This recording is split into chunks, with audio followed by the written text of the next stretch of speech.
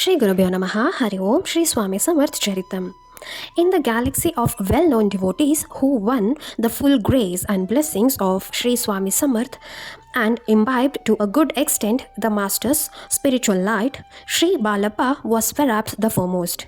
By his grace, Shri Swami Samarth transferred his spiritual mantle to Shri Swami Das alias Balappa, who later on shone as a spiritual heir to the Swami. He carried on the banner of Guru Dattatreya cult and spread it all over India. Shri Balappa hailed from Haveli Taluk, Karajgi in Bijapur district of Karnataka. He was a Brahmin Saukar, moneylender, and was the richest person in that locality. At the age of 30, he however turned to spiritual life and left Karajgi for Ganagapur in search of a Sadguru. On his way at Murgad, he met Sri Chidambar Dikshit, a mystic and a realized soul. Chidambar Dikshit was deemed to be an incarnation of Shiva. He performed yajnas, yogas, and religious sacrifices. It is said that Sri Swami Samarth Maharaj was present during one of the yajnas performed by Dikshit. The latter also helped in serving ghee during the Prasad Bhojan to Sri Swami Samarth. Chidambar Dikshit was a great soul. After a stay of 3 days in Murgad, Balappa went to Ganagapur and started tapasya at the padukas of Sri Narasimha Saraswati. He lived there begging alms from door to door. After spending a fortnight there, he was directed in a dream to go to Akalkot, but he waited for some time.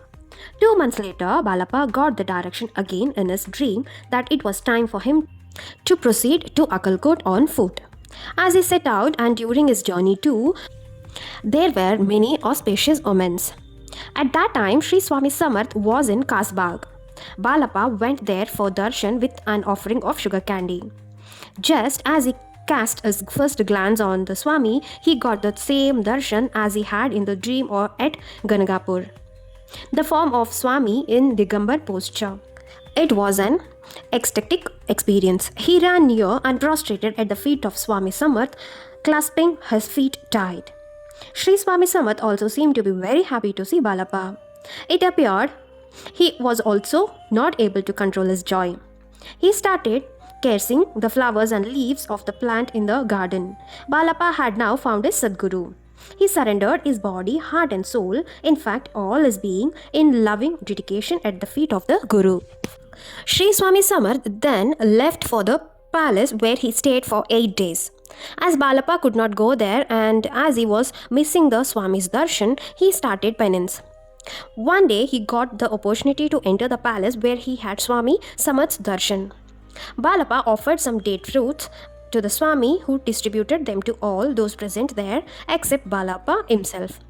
Balappa felt disappointed that Swamiji did not seem to favor him, but then he came to learn that it was the habit of Sri Swami Samarth not to offer prasad to one whom he wanted to retain near himself. He was very happy to know this. Balappa started serving the Swami earnestly. He never spared himself in the work, and no work was too low or beneath his dignity. He knew he earned a rarest and unique privilege of being near serving the Supreme Lord himself. One day, while plucking flowers for worship, Balappa's finger got hurt by a thorn and the same got swollen. It became very painful and he prayed to Swamiji for relief. The Swami asked him to apply cow's urine on the finger. This was done and Balappa felt relieved immediately. Once Balappa had very severe fever and it was suspected that he had been poisoned by someone. But with the Swamiji's grace, he recovered soon and got completely well. All valuable articles offered to Sri Swami Samarth by his devotees were passed on to Balappa for safe custody. He was also the storekeeper.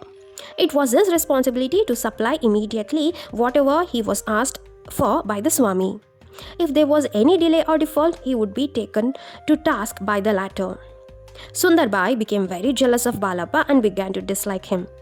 But Balappa cared for none but the Swami and for nothing except his duty. Balappa used to perform daily puja to his family deity. Swami Samarth would tauntingly remark, "Balappa is knitting rough blankets." This to indicate that when one has found a Sadguru, there is no other sadhana required except dedication, service to him. Sadguru is the very physical manifestation of one's favorite deity. His grace is the sunshine for us to bask in. What necessity is there for the blankets when sunshine and warmth are there? Sri Swami Samarth once asked Balappa to fetch water from the house of an untouchable. Balappa had already finished his bath and he was hesitant to do this, but Sri Swami Samarth insisted and he had to obey. All are equal in the eyes of God. Swamiji wanted Balappa to realize this. Balappa somehow found it difficult to concentrate steadily during his meditation. He told of this difficulty to the Swami. Sri Swami Samarth patted him on his back and lo, the touch instantly sent him into a trance. For quite some time, he was in that transcendental state. Later, Swami Samarth blessed him with a rosary of tulsi beads and asked him to use it for japa. Therefore, Balappa's japa and dhyana practices really progressed fast. Sri Swami Samarth used to visit other nearby places occasionally and stay at those places as long as he liked. But Balappa never left Akkalkot. He stuck to his duties at Akkalkot with the same love, sincerity, care and dedication as if the Swami was always there. That was why Sri Swami Samarth showered his favors specially on him and loved him as his own son. Balappa always got the first preference in worshipping Swami Samarth. The Swami presented to Balappa a golden ring with the name Swami Samarth inscribed on it. This was a spiritual talisman and a token of Sadguru's grace for him. Swami Samarth said at that time, I am bequeathing to my own insanya. You have to keep on the spiritual torch burning. You will have to carry on and continue my work. You have to be the custodian of spiritual well-being of the people. I am blessing you in carrying out this task. Balappa fell at Swami's feet and folded them in his palms and shedding tears of gratitude.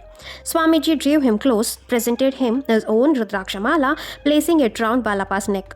Sri Swami Samarth also gifted him his kaupin and padukas. He gave him a saffron-colored flag, Kesari Dwaj, and asked Balappa to start a separate math under the Audumbar tree and continue his spiritual practices there. As per the Swami's building, Balappa set up a new math under the Audumbar tree and carried on his penance there. This math came to be known as Balappa Math. Balappa spread the Dattatreya cult from this center. He also travelled all over India spreading the Datta Sampradaya according to the behest of his master. Balappa lived for 32 years after the Mahanirvan of Sri Swami Samarth. A description of his math and his further work will appear in chapter 10 later. The theory of transmission of power, Shaktipat, is described in Appendix 2. Let us wind up for today, and tomorrow we'll see about Moreshwar Rao Joshi. Om Shri Sainataya Namaha. Om Shri Swami Samarthaya Namaha.